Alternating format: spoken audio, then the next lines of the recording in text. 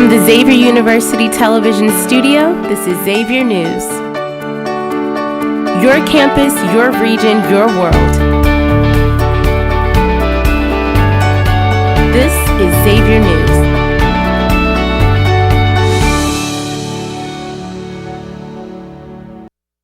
Good afternoon, Xavier Musketeers. Today is October 14th, 2022, and I am Anthony Frederickson. And I am Maite Delgado, and this is Xavier News.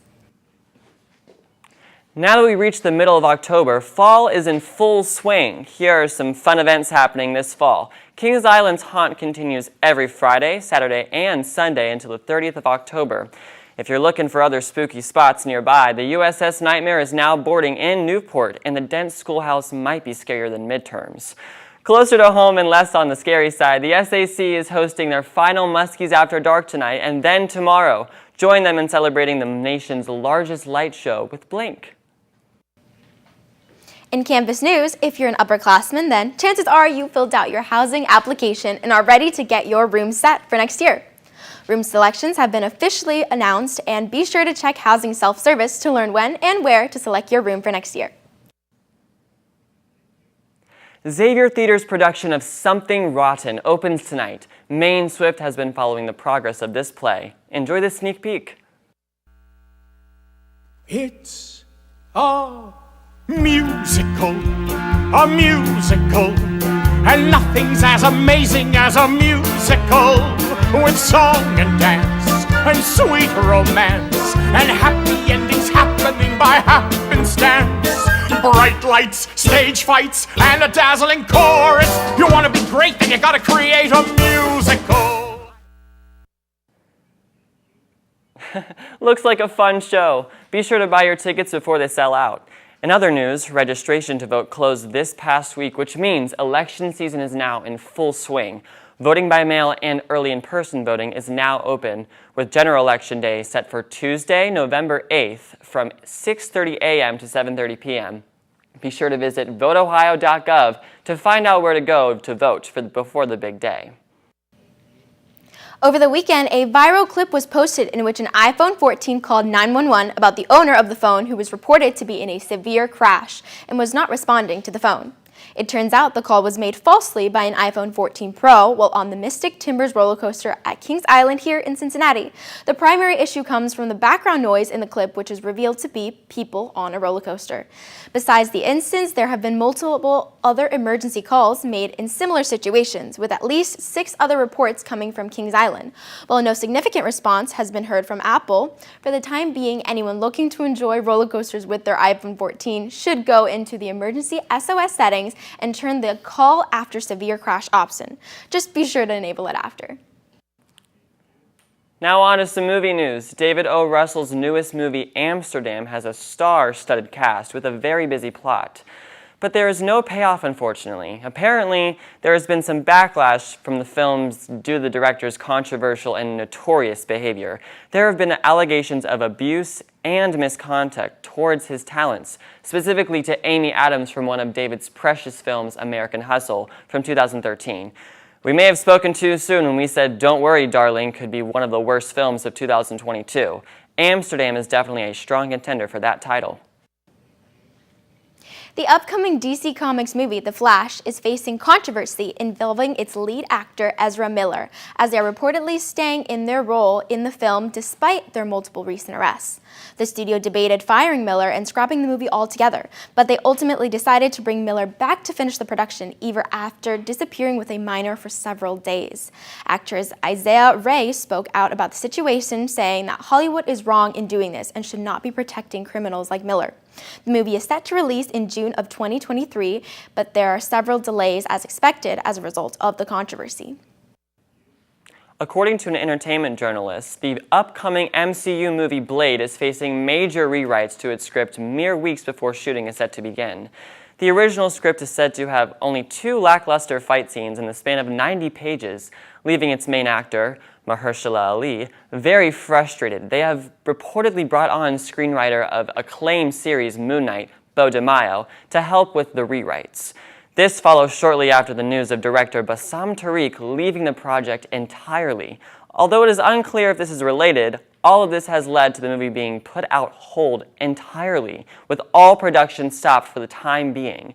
It is likely that the movie will not be released on its original November 23rd release date. There are a great deal of artists around Xavier's campus with a lot to say about their passion and craft. This week, Ben Thompson talked to artist Maria Hart about her passion for portraiture art.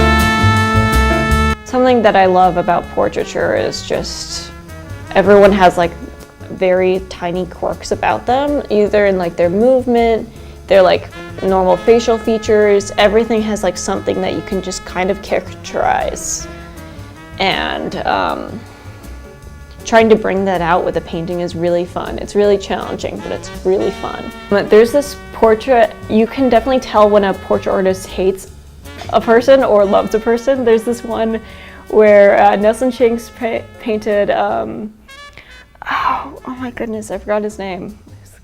This guy who had that like scandal, like that famous affair. He was a president. Bill Clinton. Yeah, Bill Clinton.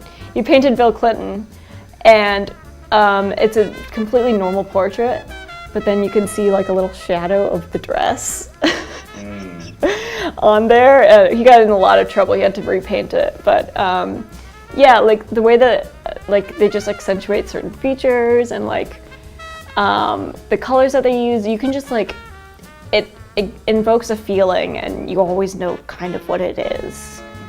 I was talking earlier about like the relationship with the viewer and the subject. There's always going to be that, and every portrait artist needs to think about that. What like view they're trying to do. Is that person proud? Are they like familiar with the subject? Are they, I don't know, like it's hard to describe in like actual words. I think that like painting is like a language in itself. Like you can describe things that you can't with just regular words.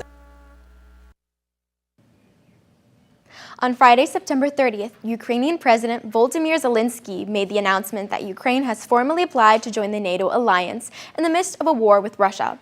While Zelensky has stated that Ukraine meets the expectations of NATO membership, many speculate that Ukraine will face some obstacles when it comes to actually obtaining membership. Well, NATO has an open-door policy, meaning any European nation that wants to join can do so if it meets certain requirements. It appears unlikely that all 30 NATO countries will agree on Ukraine's membership.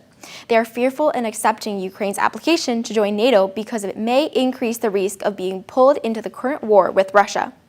In a press conference on September 30th, NATO Secretary General Jens Stoltenberg emphasized NATO's open-door policy and stated, "Our focus now is on providing immediate support to Ukraine to help Ukraine defend itself against the Russian brutal invasion. And then, that's the main focus and main effort of NATO's alliances as we speak." It's New Music Friday. This week marks the release of the 5th studio album by UK pop rock group, the 1975. The new record, titled Being Funny in a Foreign Language, was made with a play it and record it mentality, according to frontman Matt Healy. Healy has promised a record about a grounded and mature view of real love, along with the mentality of sticking to real instruments after the band's recent history of experimenting with computers and electronic sounds. The 11-song album is now available to purchase and stream worldwide. All right, that's all from the news desk. We will be right back with the Xavier Sports Report.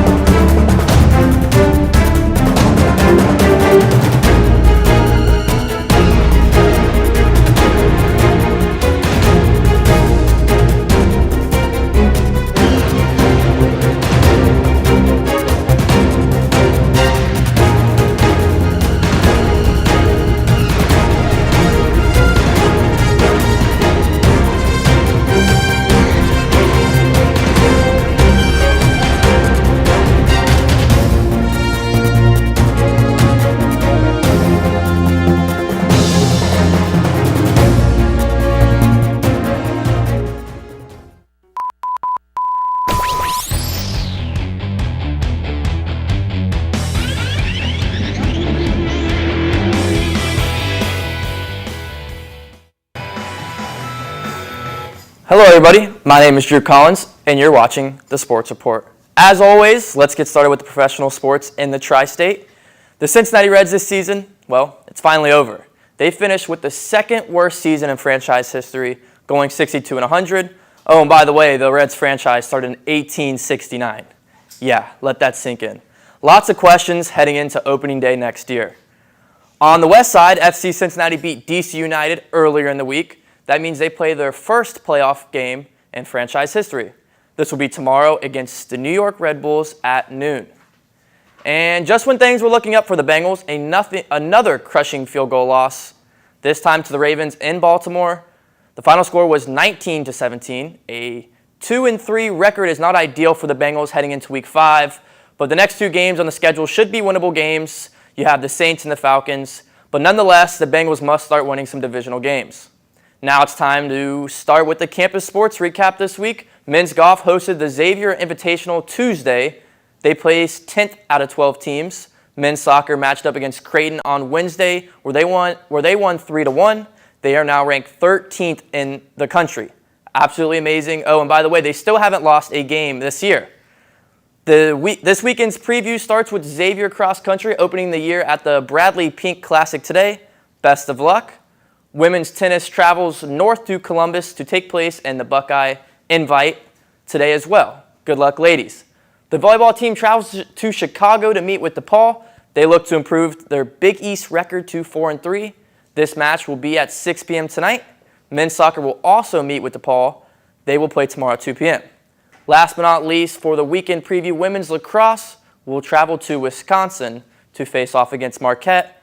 But that wraps up for sports this week. Let's go X.